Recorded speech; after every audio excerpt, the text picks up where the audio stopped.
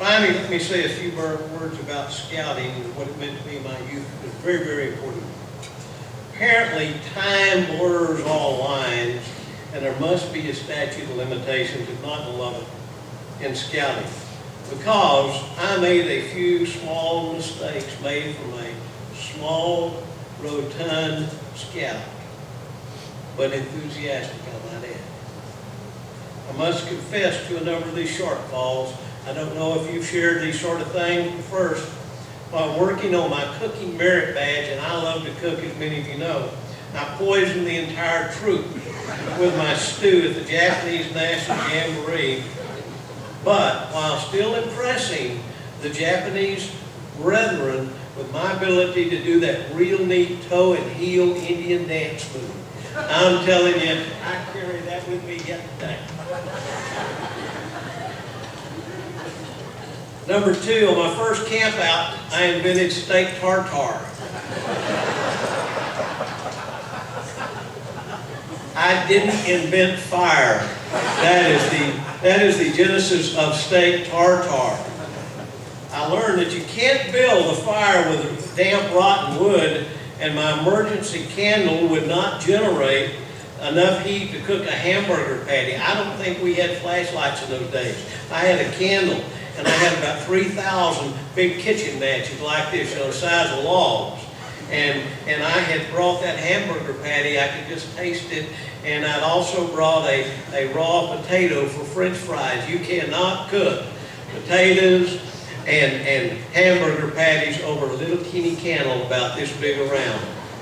Rubbing sticks together, or a flint and steel will likewise fail a young scout. I can tell you absolutely. I mean, I rubbed sticks together till it looked like I had cleared the forest. That harkens back to being prepared. And if I'd have really been prepared as a scout, I'd have taken a blowtorch and I'd known what was ahead of me. Number four, you can't dig a ditch deep enough and wide enough to stay dry inside of a little bitty pup tent about this high, which was high enough for me, without getting wet in a typhoon. I'm telling you, it rained every day when I was in Japan. I nearly drowned inside that pup tent. And number four, I never got a knot tying merit badge. I never could tie a bowline knot. And that was really a harbinger to what was just to come. I have zero mechanical ability. I can't do any of that stuff. But those are the things that I learned I couldn't do as a scout. But I love and value my scouting experience, and I'm going to tell you something really seriously. It actually saved my life. No kidding. I was drowning over at Cisco Lake one day because I was wade fishing. I was about from here to the bottom of the steps out in that very deep water. It drops off 3 feet probably, and so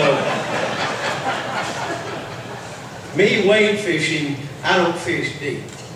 And so I'm wade fishing, and I only had one lure.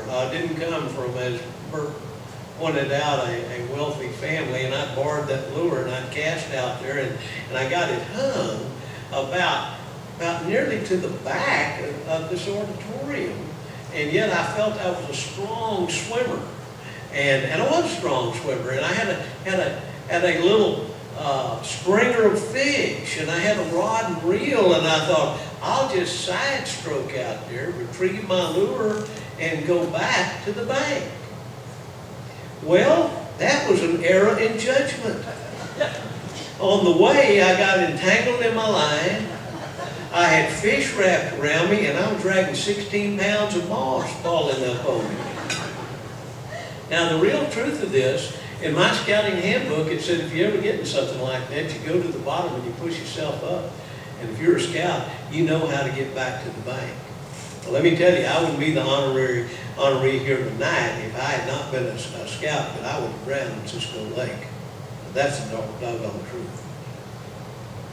I kind of imagine that there's a lot of other men and young men in this group tonight that the scouting may have saved their lives. If not, nothing else, it's enhanced the experience they've had in life. And they will carry it through their entire life.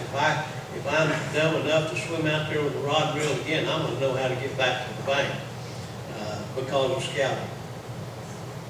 And I remember when the highest compliment you could pay a young man was to call him a good scout. I think it still is. Again, I want to thank you for your support of the Boy Scouts. I want to thank you to the Boy Scouts of America, Texas Trail Council for this honor, because it is. And finally, I read something recently that pretty well sums up what all of us here embrace. And it was a question that said, why do you do all you do in this community? And that's what you guys do.